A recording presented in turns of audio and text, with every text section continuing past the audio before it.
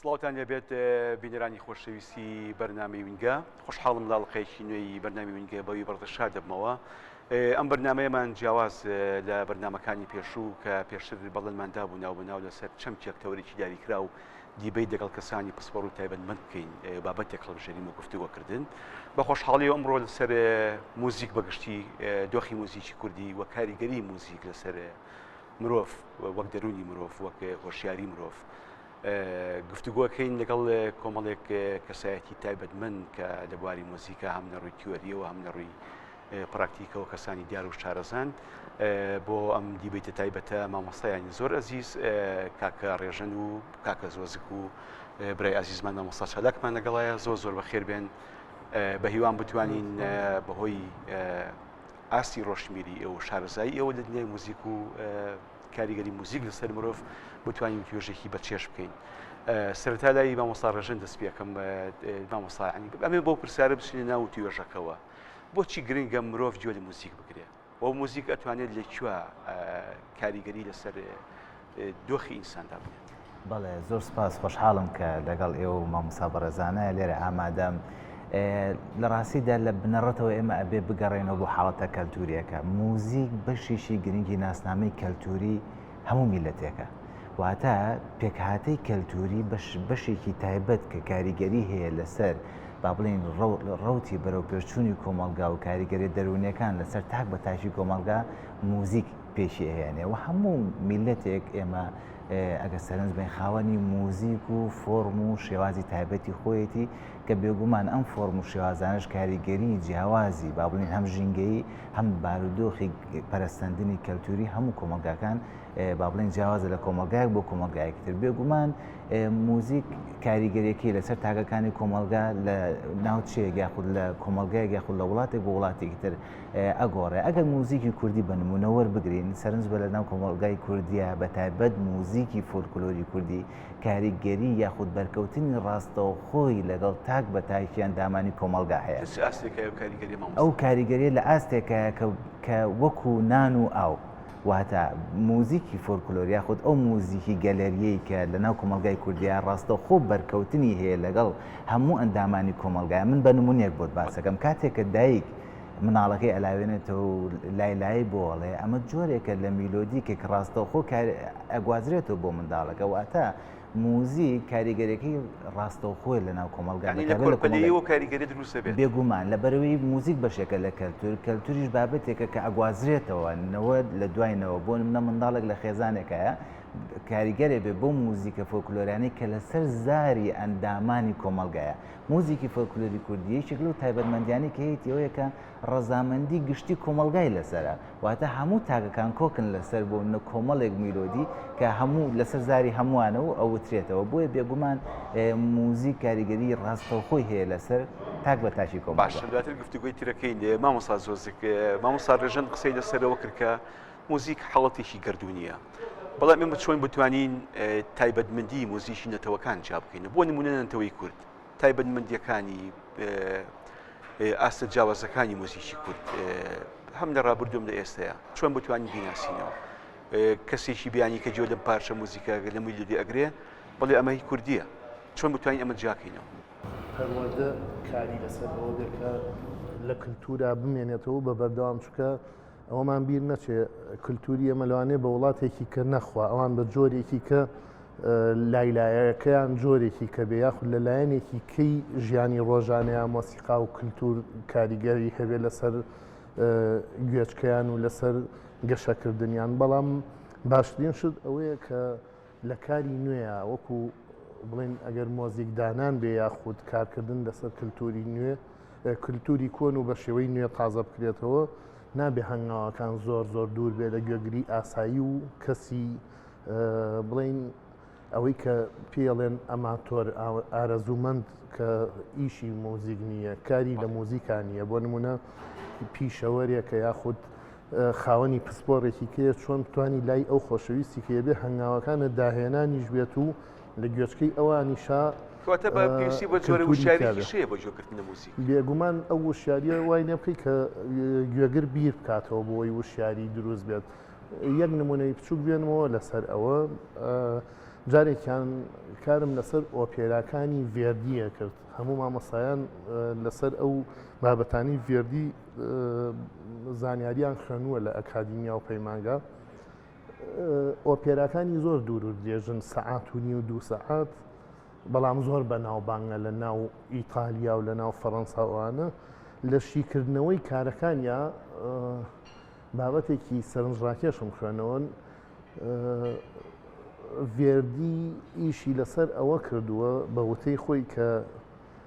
هەر بەم دەستورە پینەچیەک لە دوکانەکەی خۆیان میلۆدی ئۆپێراکانی بڵێتەوە ئۆپێرا کەسێک تێی ناگا کە ڕۆشنبیری ئەدەبی و وێژەیی و هوەری داستانوە بێ خوێنەرێکی باش بێ شارەزای چیرۆک و هوەر و بەگشتی هوەرە جوانەکان بزانێت ئەڵێ ویستم لە ڕێگەی ئەوە کە ئاوازەکان بچێتە ناو خەڵکەوە ئاواهی بێ ئینجا ڕوو بکەنە ئۆپێرا بەڕای من شتێک کە کورتخایەن بێ و یان درێژخایەن لەو ڕێگەیەوە توانین درێژەی پێبین کللتوری بیکەین بە شتێکی بەردەوام لە کللتورا دووبارە بێتەوە. باوەستا چالاک تۆ بە حکومی ئەزمموی زیاتر و ئامادەیی و کاریگەری زیاتر لە ناوکایی هوەری و کایی موسیقا ئەگەر بۆ بینێرانی ڕوونکردنەوەیەک بی بە کورتیش بێت ئەو مێژ و قۆناغبندی موزیکی کوردی بەسەر چەند قۆناغەدا باشەکەی و ئاسی قۆناغەکانی چۆن بوون مەسەلەن تا ئێستا؟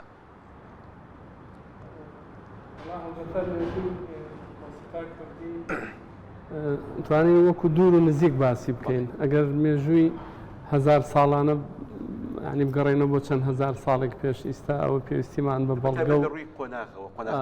ینی ئێمە ئەگەر لە سەردەمی مادەکان و دوای بگەڕێنەوە بۆ سەردەمی ساسانەکان بە تایبەتی وەختی ساسانەکان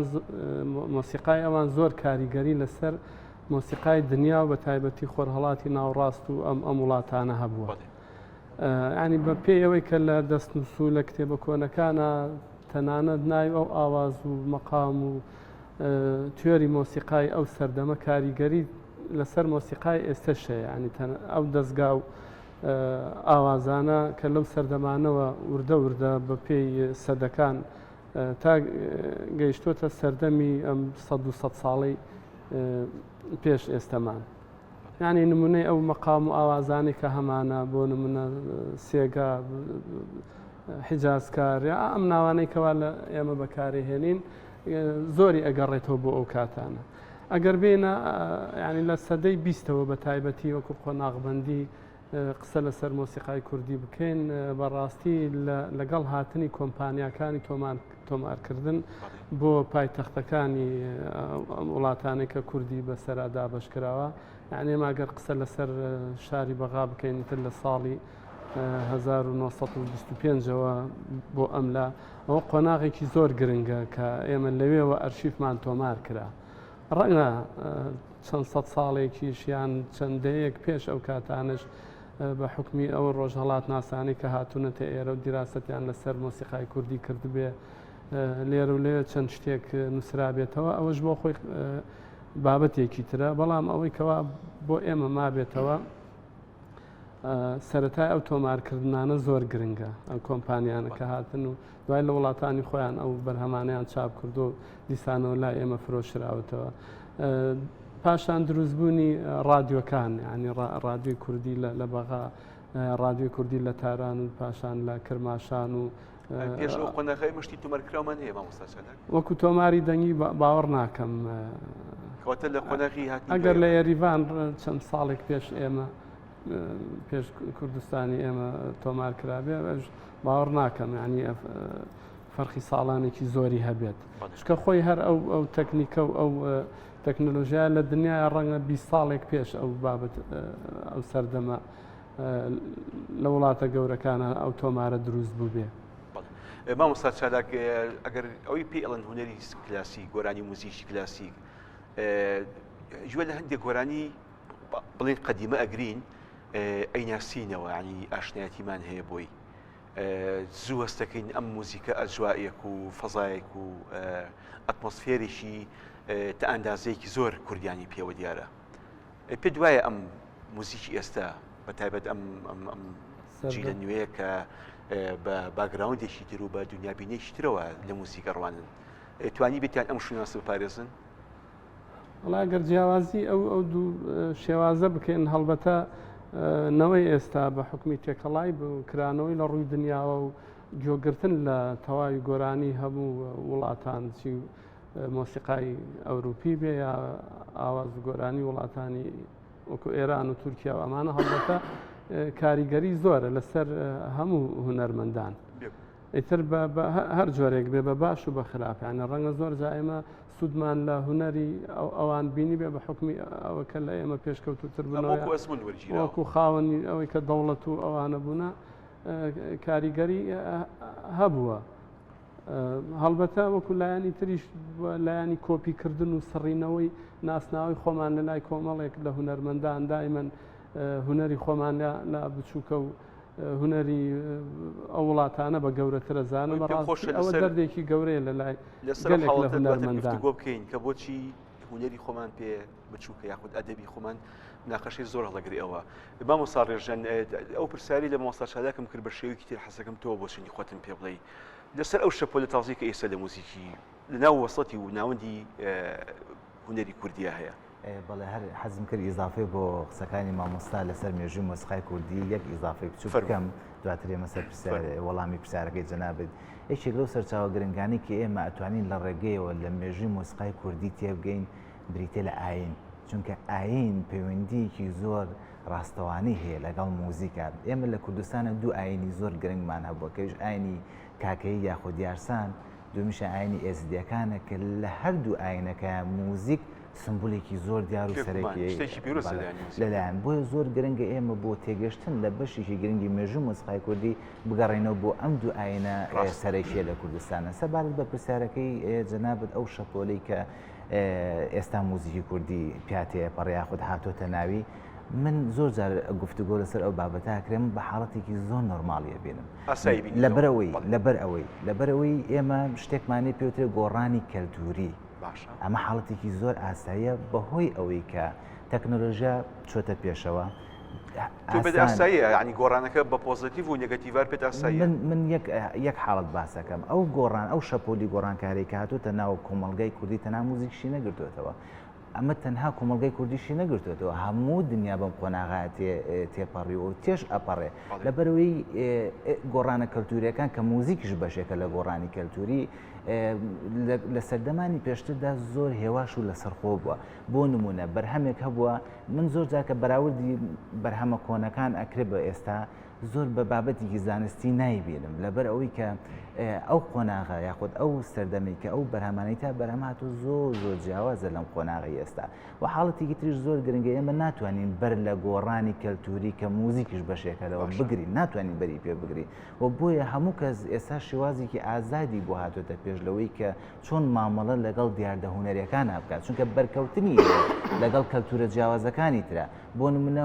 گەنجێکە گوێ لە هەموو ستایل و شێوازەکانی تری موزیک ئەگرێ لەبەروی ئاسان هاتوۆتە بەردەستی واتە ئاسان لە بەردەسیاتی بەهۆی پێشکەوتنی تەکنەلۆژیا بۆی ئەم حاڵەتە ناتوانین ئێمە بەری پێ بگرین بەڵام خاڵە گرنگەکە ئەوەیە کە ئەرکە لەسەر ئێمەمانان چۆن بتوانین مامەڵە لەگەڵ ئەو گۆڕانکاریە بکەین چۆن بتوانینەوەی نوێ تێبگەێنی لەوەی کە موزیکی کوردی چییە و ئەو چێژەی کە خۆی ئەیبینێ لە موزیکی کوردی لە بەرامبەر موزیکی بیانیا چۆن مامەڵەی لەگەڵا بکە چۆن وا لە گەنجی خۆمان بکەین کە هەستی بە خۆ باوەڕبوونی بۆ دروست بێ و چۆن وای لێ بکەین کە شانازی بکە بە و فەرهەنگ و کەلتورێکی خۆی هەیەی بەتایبەت موزیکەکەی کە خۆی هەیەی وەڕەگوڕشێکی قوڵی هەیە لە وڵات چۆن وەڵامی ئەو پرسیارە بینەوە کە ئەڵێ یاخود بەرجەختەوە ئەڵێت ئەڵێ چێژی گشتی شێوێنراوە لە ڕێ ئەم جۆرە موزیکەوە ئەزانی من شتەکە ناکەمەوە بەشی بابەتێکی گشتگیر من ئەو بۆچوونەم هەیە چێژی موزیکی یاخود چێژی هونەری ناتوانانی لە قاڵبی بی بۆ نمونە کاتێکە من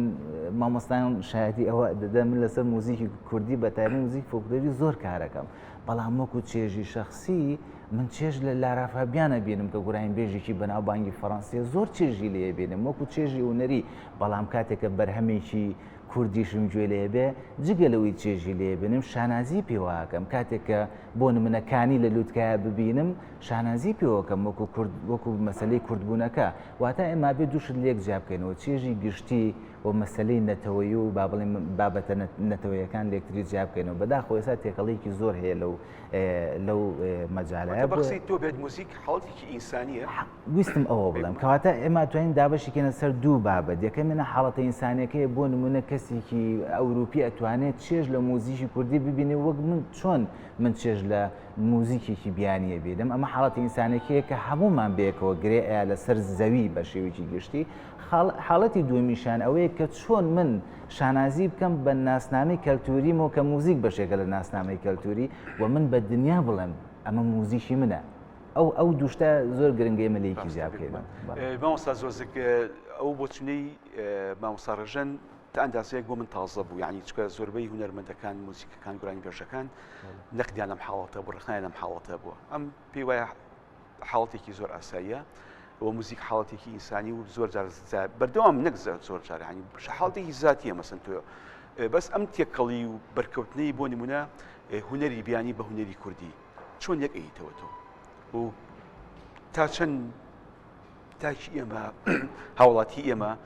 بەو عشقەوەی کە گوێ لە هونەریشی بیانی ئەگرێت گوێ لە موزیکی کوردیش ئەگرێت خۆی 100% هاوڕام لەگەڵ قسەکەی کاکە ڕێژینە بەڵام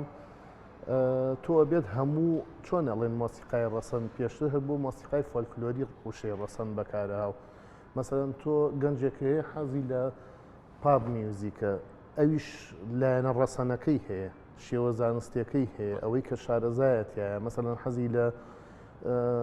کۆرسی کۆڕاڵیە حەزی لە مۆسیقای کەنیسەیە حەزی لە فۆلکلۆری تەواوەتیە بە ئامێری فۆلکلۆرەوە ئەمە هەموو شێوە یعنی ئێمە تایسە بەداخەوە ئەوەی کە لە بواری مۆسیقایە بە خۆشمانەوە کارمان کردووە وا تێگەیشتوین کە ئەوەی بۆ نمونە مۆسیقادانەرێکی سیمفۆنی بێ ئەوە لە هەموو کەسێک گرنگتر و پێویسترە ئەویش کاری خراپ و باشی هەیە ینی سیمفۆنی خراپیش هەیە و مۆسیقایەکی تاکژەنێکی باڵەمانێکی زۆر باشیش هەیە کە قورسایی لەو سیمفۆنیە زیاترە بەڵام کە تۆ جیاو کردەوە شێوە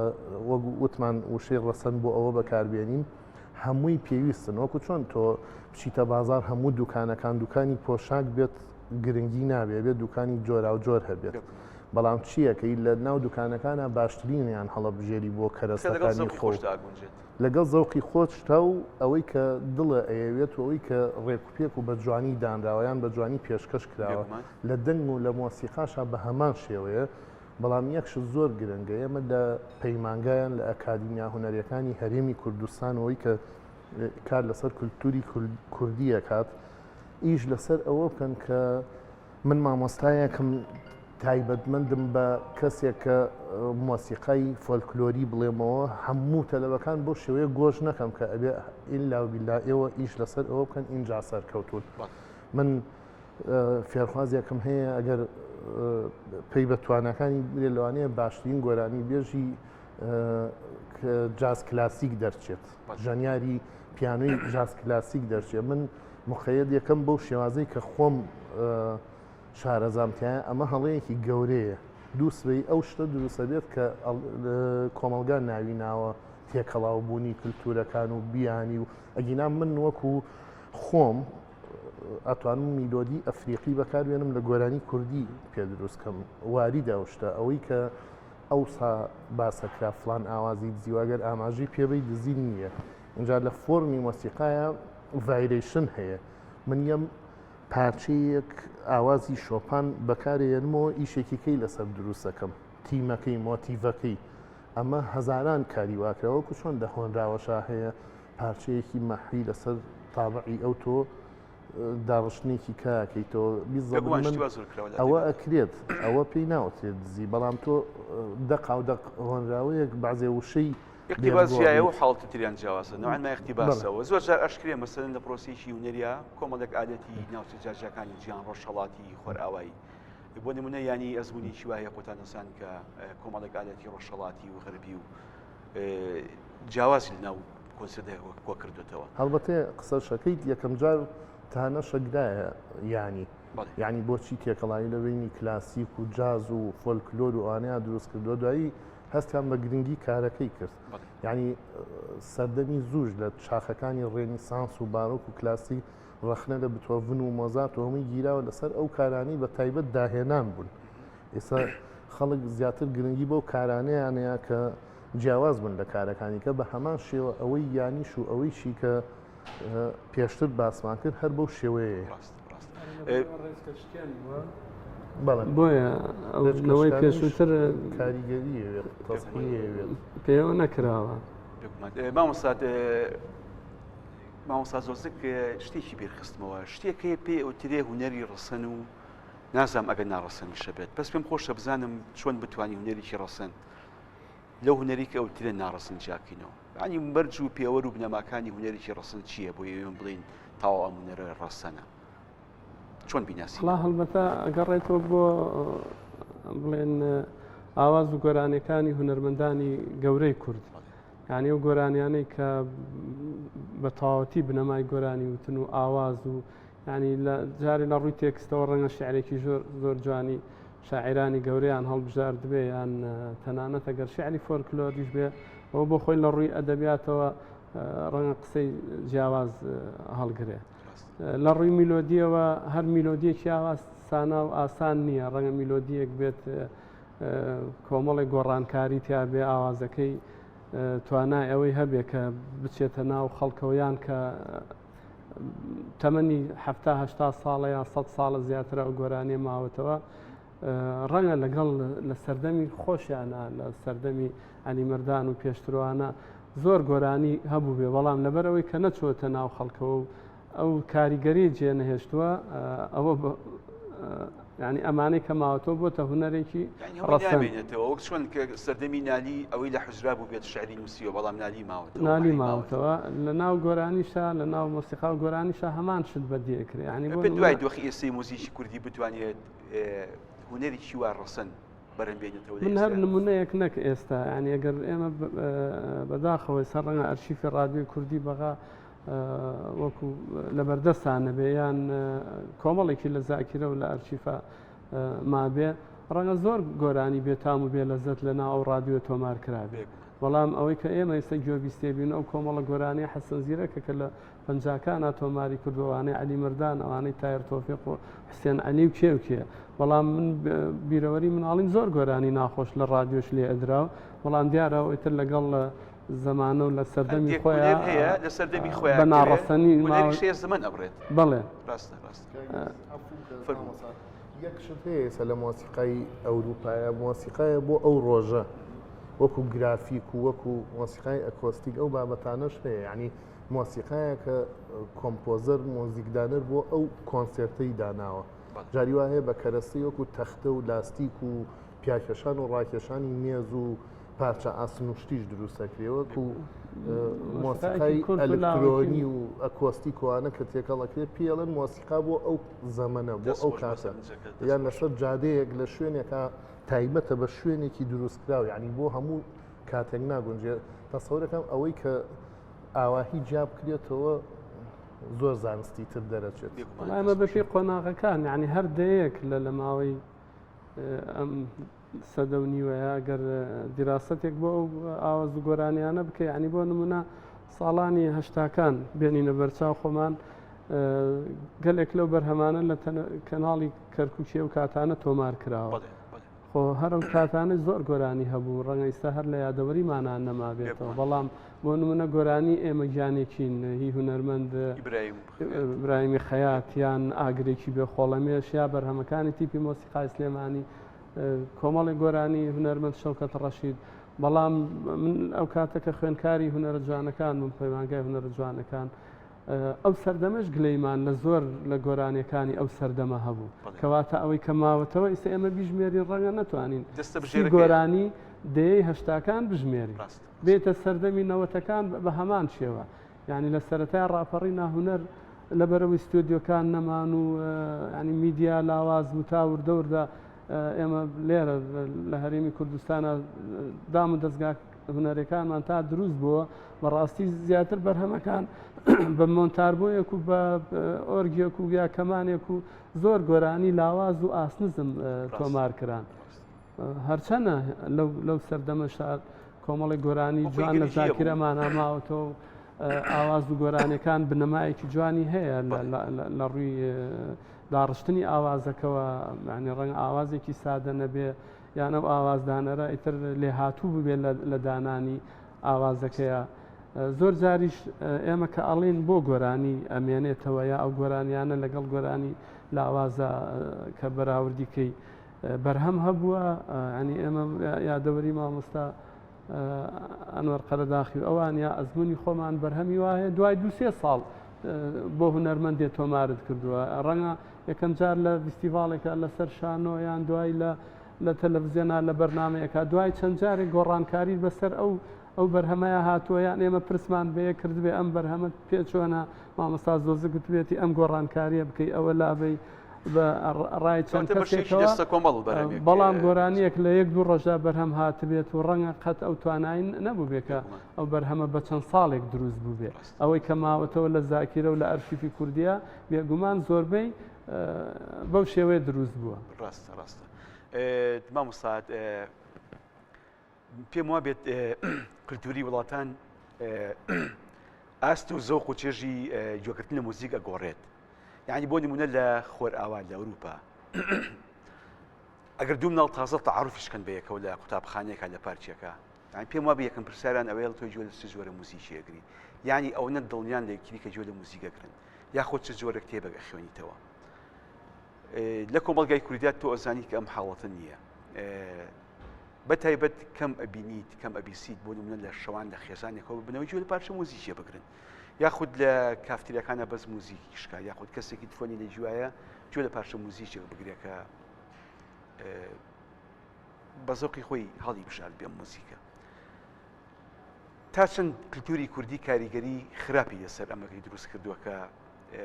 بە تاک گوێ لە موزیک نەگرین بە خێزان گوێ لە موزیک نەگرین هەر ئەبێ لەگەڵ گۆرانی هابێت. ئەمە بۆچی ئەگەڕێنیتەوە؟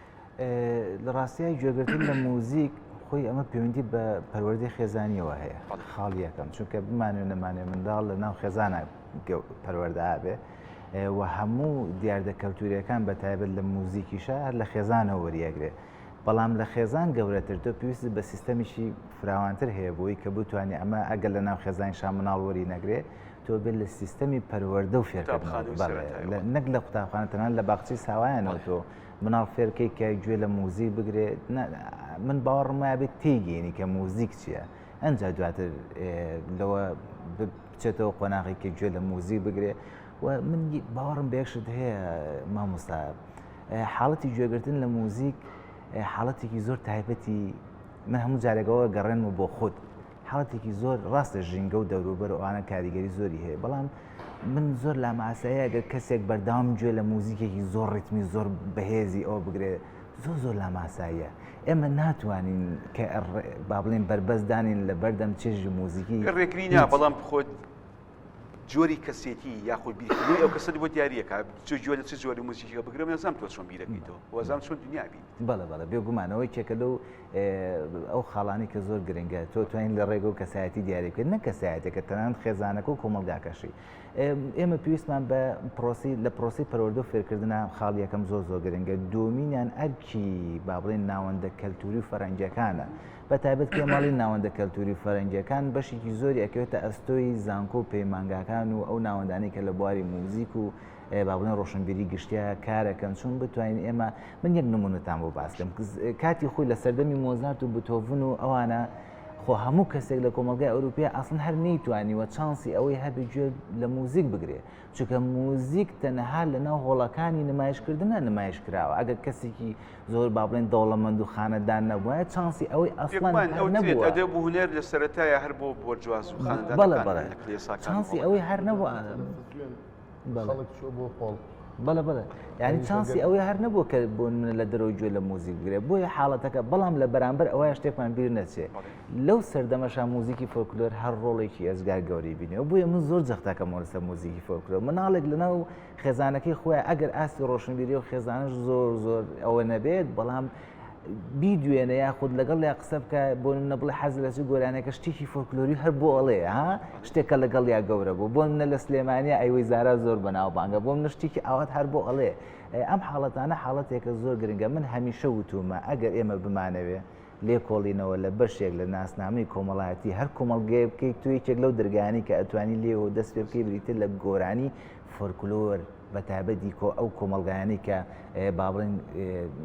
لە ڕووی پێشکەوتنی زانست و تەکنەلۆژیا و ڕۆشنبیری گشتیەوە زۆر نەچوونێتە پێشەوە چونکە لە گۆرانی فۆلکلۆرە هەموو دیاردە کۆمەڵایەتەکانی تیا مامۆستایان بۆ نمونە باسی جلوبەرگەکە دەکا باسی شەڕەکان دەکا باسی پەیوەندی کۆمەڵایەتیەکە باسی خۆشەویستی نیشتیمانەکە باسی هەموو ئەو دیاردانەکە کە بۆ نمونە ئەندامێکی کۆمەلگاوەکو بابەتە کەلتوریەکانی وەرگتۆ لە زمانە لە بیر و باوەڕە ئاینە جلوبەرگە خواردن هەموو ئەو شتانی کە پەیوەندیان بە مرۆڤێکەوە هەیە وەکو مرۆڤ بۆی لەنا ئەوانە ڕەنگی یاوەتەوە بووی ڕەزامەندی گشتی کۆمەڵایەتی لەسەرە. کاک زۆزک مامۆستا باسی ڕۆڵی پەیمانگا و کۆلیژە هونەریەکانی کرد. پێ دوایە زانکۆ و پەیمانگاکانی دەتوانی بێتیان بۆ ڕۆڵە هەستن. تا ڕادەیەک لە سەردەمی پێشتر زیاتر گرنگی بە فۆلکلۆرە دەی هەشتا و نەوەکان لەبەرەوەی دنیاکرانەوە نەبوو بەڵام ئیسەر لەسەر ئەو لایەنەی کە خەڵک ئاگاداری هونەری جیهانە و ئەنتەرنێت پێشکەوتو و هەموو کەسێ ئاگاداری ئەو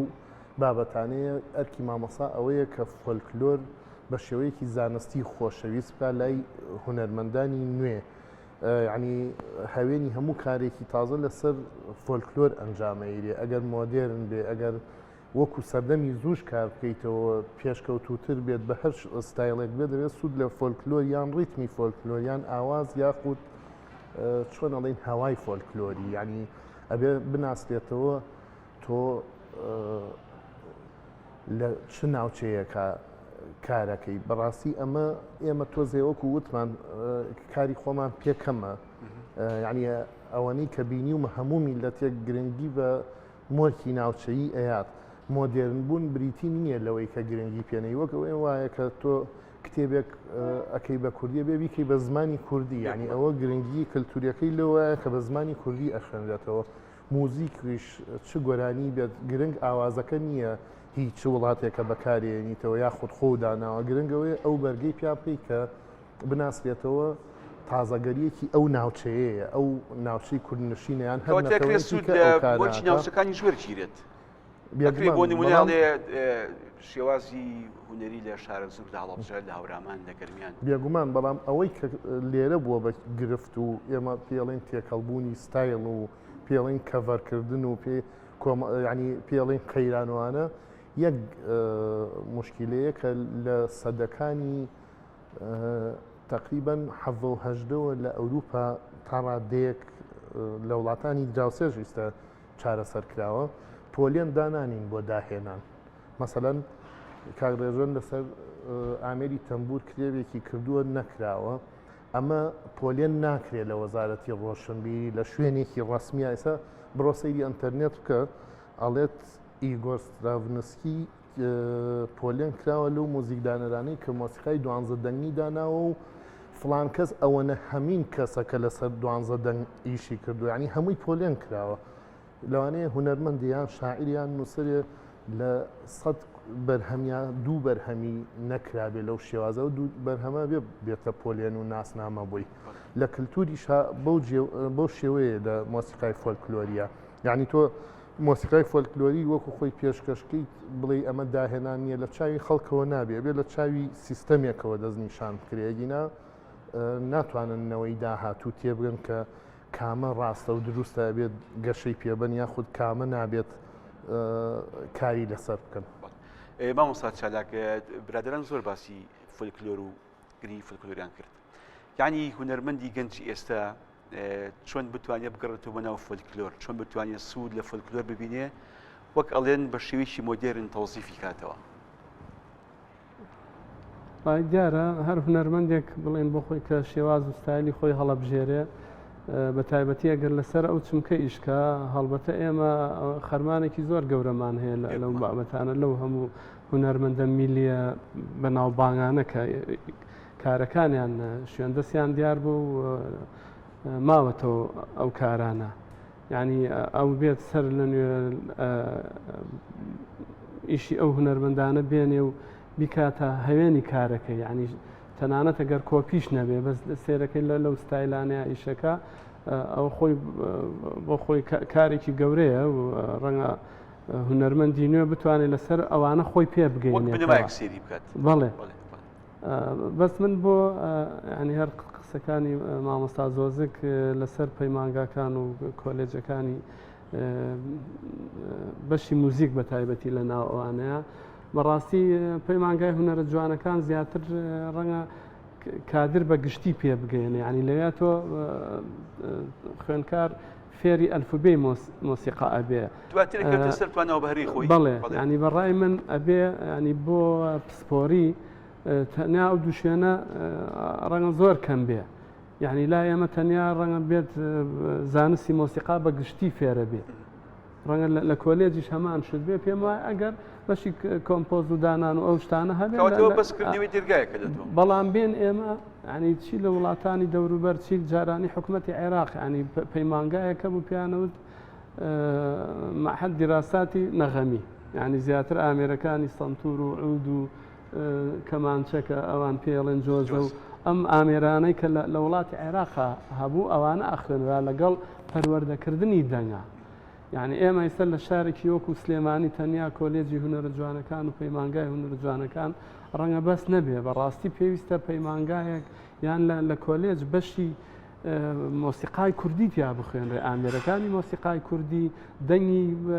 دەنگبێژی تیا بخوێنرێ دیراسەتی مۆسیقای کوردی تیا بخوێنرێ ینی بە کۆمەڵێک چمک و شێوازی جیاواز یعنی ئێمە هەمومان ڕەنگە کە دەرچوین هەمووی هەر دەرچووی زانستی مۆسیقا بین ینی مۆسیقامان بە گشتی خوێنەوە بەڵام دوای خۆمان ڕەنگە خۆمان دۆزی بێتەوە چکە بەڕاستی ئەگەر ئێمە بێن خەریکی مۆسیقادانان و خەریکی نووسین و ژەنیاری و ئیتر ینی ئەو کارەکەمان دابشکەینە سەر 12 چمکە ڕەنگە لە هیچیان خۆمان نەدۆزینەوە بەڵام بێت و ئێمە شوێنی تایبەتمان هەبێت ینی ڕەنگە هەنێ جار لە ڕێکخراوەکانە یان پەیمانگە ئەهلەکان یان ئەو ناوەندانێکەوە خەڵک فێری مۆسیقاکەن فێرگەکان هەرچەنە ئیستا ڕەنگە ئەو شوێنانە شوێنی دڵخۆشکەری تابێ بەڕاستی ڕەنگە بۆ نمونە ئەوانەی کە فێری گیتارە بن یا فێری سنتورە بن یا فێری تار زۆر جا مامۆستایەکی تایبەت کە بۆ خۆی لەوێ تەلەبە وەرەگرێ و فێریانەکە زۆر هونەرمەندی بەتوانە لەو شوێنانەوە دروست بووە بەڵام ئەگەر ئەمە بێت و شوێنێکی دەوڵەتی بێ یان شوێنێکی ڕسمی بێت وەکو پەیمانگایان لە کۆلێجەکانە بەشی تازەی تر ینی بێن بزانین ئێمە لە تاران چی جۆرە خوێندنێکی تر تایبەت بە مۆسیقا هەیە ئەی لە ئەزمیر لە وڵاتی تورکیا کە ئەوان کۆنسەرڤاتواری مۆسیقیان لەو شارەیە ینی کۆنسەرڤاتوار شەرت نییە پیانۆژەنی زۆر بە ناوباڵ و تایبەتە من تەلەبەم دیوە لە عودا ڕەنگە ئێمە شتانەمان خوێندبێ لێرە بەس ئەوان لەوێ بە پسپۆری تایبەتمەند دەبێ بەو ئامێرە لەگەڵیشە ئەو مۆسیقا فۆلکلۆری و ڕەسەن و ئینەی کە چەند سەد ساڵێکە لە وڵاتەیە باڵایە و هەیە ینی بۆ نمونە لە فۆرمەکانی سەماعی و بەشرەف و ئەو مۆسیقا کلاسیکیە شەرقیە و ڕۆژهەڵاتیە کە لەوێ ئیسە بۆتە مۆسیقای تورکی لە ئەکادمیەکی باڵا کە پێوترێ کۆنسەرڤاتوار لەوێ ئەخوێنرێت. مامۆستا ڕێژەن بە قسەی مامۆستا چالاک ینی پەیمانگا کۆلیژەکان بەس دەرگاکردنەوەی کە تو ئەچیتە ژوورەوە ئەتر دەرگاکانی داهاتوو ئەکەوێتە سەر خۆت لە کام دەرگاوە ڕۆی یانی ئەمێ بپرسم بۆ کەسێتیشی مۆسیقسان یاخود هەر بارێکی دیکەی کای ئەدەبی هونەری بوونی باگراوندی ڕۆشنبیری مەعریفە خوێندنەوە گەڕان بە دوای سەرچاو کتێبەکانە تا چەند گرنگە و تا چەند گرنگی ئەوەیە کە تۆ هونەرمەندێک جیاواز دەرکەویت یاخود بیتە خاوەنی هونەرێک و تایبەتمەندێکی تر بەگشتی ڕۆشنبیری چ کاریگەریشیە؟ من هەر لەسەر قسەکەی مامۆستا چالاک حەز دەکەم گلەیەکی بچکۆلە بکەم لە ساڵانی هەشتاکان و پەیمانگای هونەرە جوانەکان با بڵین لە شاری سلێمانیا هەیە بۆچی تاوەکو ئێستا نەتوانراوە میتۆدێک یاخود مەنهەجێکی تایبەت بە موزیکی کوردی دابدرێت ئەمە پرسیارە بەڕاستی چەند جیل لە خوێندکارانی پەیمانگای هونەرە جوانەکان دەرچوون بۆچی ئەوەندەی گرنگی درراوە بە مۆسیقای کلاسیکی ئەوروپی بۆچی گرنگی نەدراوە بە مۆزیکی کوردی تا ئێستا شەروایە مامۆستا لە ڕاستیە ئەو مامۆستا زۆزووکەوان حەزەکەم وەڵامیەوە بدەنەوە بەڵام بۆچی ئەو کارە نەکراوە ینی بەڕاستی یەکشت زۆر گرنگە کە باسمان کرد پێشتر موزیکی کوردی بە تایبەت موزیکی فۆلکلۆری زۆر زۆر دەوڵەمەندە ئێمە بۆ ئەوەی بتوانین موزیکی کوردی ئەو موزیکە دەوڵەمەندە جارێکی تر بینەوە بە هەم بە خوێندکارەکان هەم بە ناوەندە ئەکادیمیەکان پێویستمان بە ڕیسێرچە بۆ ئەوەی جارێکی تر بۆی هەرگیز ئێمە خۆمان بە بچووک نەبینین لە بەرامبەر هونەری میلەتانی تر پێویستە لە مۆسیقای کوردی تێبگەین خاڵ یەکەم تێگەشتنمان لە مۆسیقای کوردیش دەرگاکەی بریتە لە گۆرانی فۆلکلۆری کوردی بەدەیان و سەدان ئایتمی گۆرانیمان هەیە کە تۆ ئەتوانی شاکاری زۆر گەورەی هونەری لەسەر دروست بکەیت تەنانەت تۆ ئەتوانی ئەم مولۆدی فۆلکلۆری مامۆستایان نەزان لە چەند باڕێک تێناپەڕێ ئەمانە تۆ ئەتوانی ئەڕەنجێکی بۆ سترینگ ئۆرکێسترا ڕەنجێکی بۆ کوارتێت ئەتوانی کاری زۆر ناوازەی لەسەر دروست بکەیت یەکێک لەو با بڵێ مەجالانەی کە فراغێکی گەورەی لە موزیکی کوردیا دروست کردە نەبوونی توێژینەوەی زانستیە ڕاستە هەوڵەکان هەن بەڵام کتێبخانەی کوردی بەڕاستی لەو مەجالە زۆر زۆر هەژارە نەک تەنها لە بواری نەزەڕێکەکەی بەڵکو لە بواری قابوونەوە لە زانستی موزیک بە تایبەت لەسەر موزیکی کوردی ئێمە لەو بوارە زۆر هەژارین بۆیە من هەمیشە جەختم لەسەرەوە کردوێتەوە خاڵ یەکەم بۆی کە ئێمە بتوانین ئەو ناسنامە کەلتوریە بە تایبەت موزیکی فۆلکلۆری کوردی بپارێزین پێویستمان بۆیە کە لە موزیکی فۆلکلۆری تێبگەین ئەمە خاڵ یەکەم ئەوەی دووەمیشان ئەوەیە کە ئێمە چۆن بتوانین ببینە پردی پەیوەندی لە نێوان ئێستا و ڕابردوو چونکە هەتا ڕابردوو خۆمانە ناسی ناتوانین داهاتوویشی باش بۆ موزیکی کوردی بنیاد بنێن جایەکی لەو خاڵە گرنگانی کە من هەمیشە جەختم لەسەرەوە کردوێتەوە کە ئێمە ئەو هەموو تەکنۆلۆژیایی کە ئێستا لە بەردەستمانایە چۆن سوودی لێ ببینیم بۆ گەشەپێدانی موزیکی کوردی یعنی چەندین ڕێگا هەیە کە ئێمە بتوانین کار لەسەرەوە بکەین بەڵام بەداخەوە تاوەکو ئێستا هەوڵەکان هەیە هەوڵی شخصی هەیە هەچەند مؤسسەیەکیش هەیە بەڵام کەمە لە چاو دەوڵەمەندی موزیکی کوردیە مامۆستا زۆزێک قسەکانی کاکە ڕێژدان بەسەر مۆسیقا گۆرانی فۆلکلۆری کوردی یعنی بۆ نمونە گەر فۆلکلۆری ناوچەی مکریان وەرگری پێم وایە ڕەنگە ناوچەی پشدەر و قەڵات جێوانش ئەو خاوەنی ئەو کەلتورە بن دوو جۆر فۆرم هەیە هەرچەنە نزیکن لە یەکەوە بەند و بیت بەندەکان زیاتر لە شێوەی پاییزە و ئازیزە و نیوە شەوی و کۆمەڵێک لەو ئێنانە وەکو کورتە چیرۆکێک وەکو تابلۆیەک پاییزە بۆ نمونە باسی گەڕانەوەی عاشقانەکە کە ئیتر پاییز بێت دوورەکەونەوە لە یەک و کە ئەگەڕێنەوە ناولادیەوە ینی بە هەر حاڵ سێرەکەی تابلۆیەکە ئەمە بەو ئەو دەنگبێژە معاناتی خۆی لەو بەندەیە باسەکە بێتە سەر بیت بیتەکان ڕێک وەکو لاوکەکان داستانی گەورە گەورە باسەکە یعنی نمونەی کۆمەڵی لەو کەڵە هونەرمەندانە مام خدر خلە دەرزی و کۆمەڵێک هونەرمەندی زۆر زۆر دەوڵەمەندە یعنی چۆن لە ئەوروپا بۆ نمونە ڕۆمێ جولیێت و ئەوانەی شکسبیر و ئێمە لە کوردیا تا ئێستش ئەمانە ئەوترێتەوە خۆشببختانە مامۆستاکاوی فەقێزات لە مکریان ئەو کتێبەی بۆ ئێمە نرد لە ڕێی منەوە کۆمەڵێکیمان گەیانە دام و دەستگاکان ئەمانەی بە نۆتە نووسیوەتەوە لەگەڵ تێکستەکەیە بەڵام ئەمە تەنیا هەر لایەنە هونەرێ مۆسیقاکە نییە ینی ئەو تێکستە خۆی لە خۆیان ڕەنگە ینی بۆ نمونە خەج و سیامەند مەموزین هەموو ئەم ڕەنگە زیاتر لە 40-50 داستانیا بۆ خۆی تێکسێکی نووسراوی شەو ببێتە فلیم ببێتە ئۆپێرا ببێتە ئۆپەرێت بە هەموو شێوازێک شانۆکاران ئیشی تیا بکەن ئەمە لە ناو هونەری مۆسیقای کوردیە ینی هونەرێکی زۆر باڵایە و هەیە تا ئێستش تا هەشتاکانیش موزیک و شانۆ بە یەکەوە ئیشانەکە لەسەر شانۆ کە شانۆگەریەکە بوو موزیک بە شێوی زیندوو لەگەڵ مەشدەکان ئاڕۆژ بەرە حاڵ کاتێکەکەمان خەریکە بەرە کۆتایی ڕاوازە نزیکیش بووینەتەوە مامۆستا زۆزێک ئەمەوێت ئاخر پرسە لە تۆ بکەم و تۆش ئاخر وەڵامم بیتەوە بە کورتی ناوەندەکانی فێرکردنی موزیک بۆ فێرخوازان کە خۆت ناوەندێکدەیە و دەمێکە خەریکی مناڵ فێری موسیقەکەی یعنی هێندە بەستە کە کەسێک فێری موزیکە یاخود لە ڕووی پەیوەندی موزیکیشەوە لە ڕووی ڕۆشنبیری موزیکیشەوە بێ ئەم فێرخوازانە فێر بکرێت ڕاستەکەی لەوانەیە شتێک بڵێم سیر بێت فێرخوازێکم هەیە لەیان دانیشتووە تەمرینەکە هاتنی مامۆستاکە بۆ لای شێوەی ڕۆشنەکەی کاریگەری لەسەر پەروەردەی مۆسیقاکەی هەیە تا ئەو زانیاری و ئەو خۆشویستنی کللتور و ڕاهێنانی هاوچەرخ کە بە مناڵەکەی ئەڵێ وەکۆی پەیمانگاش کە کاکە ڕێژەنوتی ئەگەر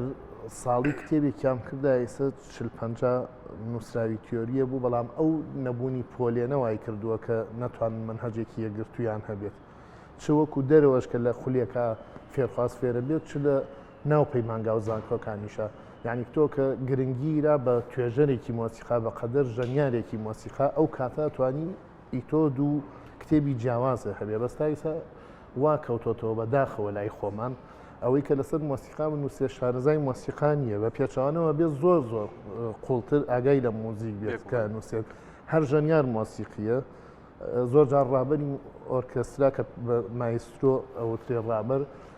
لایەن وایە مۆسیقا نازانێ بۆیە ڕابەرایەتیان ناوە بۆ ئەوە بێت هەموو خەتەکانی ئامێرەکانی لەبەر بێ کاتێ ڕابەرایەتیەکان دووسێ ئامێر باشی بژەنێ یان مۆزیکدانەریشە ئەمە گرفتەکانە کە جیاکرایەوە ئێستا من دیقەتم ماوە چونکە پەیوەندیم بە خانەی مۆسیقای ئێرانەوە هەیە هونەرمەندەکانیان ناونیشانیان هەیە مەسەڵەن ئەڵێت هۆشەنگ کامکار ئاهەنگساز دکتۆر محەممەد سەرین مۆسیقادان یعنی شارەزای مۆسیقایە بەگشتی یەکێکی کرد نووساوە مۆسیقار ئەوانی کە نییە یەکێک نووسیندەی مۆسیقی دەستخۆشکار من بۆ خۆم هەم سوودم بینی هەم چێژم بینی لە گفتوگۆکان هەر یەک لەو بابەت و تەوەرانە ئەشێک کاری زیاتری لەسەر بکرێت دیبێتی زیاتری لەسەر بکرێت کە ئێمە وعدەین بەڵێن ئەدەین ناو بەناو ئەم جۆرە کارانیان ئەنجام بین دووبارە سپاسانەکەم بە خێر بێن سپاس کە میوانداریتان قوبوڵ کردین بینەرانی خۆشەویست بە هیوام بەرنامەکە و دیبێتەکە بۆ ئێوەش مای سوود و ڕەزامەندی مای چێژ و سوودێبینین بوو بێت تا بەرنامێکی دیکە شاد و ئاسوودە بن.